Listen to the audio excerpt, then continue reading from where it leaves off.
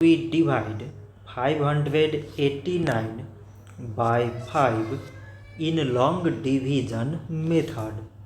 5 times 1 is 5. On subtracting we get 0. So now we put down this 8 and 5 times 1 is 5. On subtracting we get 3.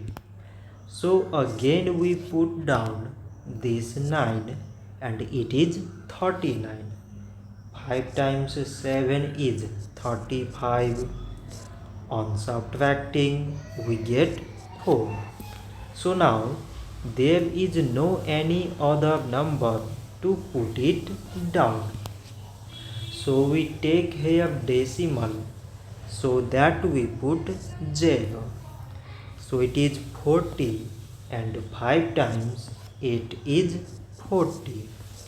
On subtracting we get 0.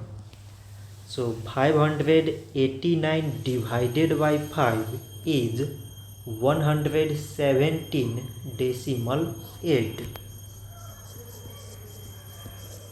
So this much for today and thanks for watching.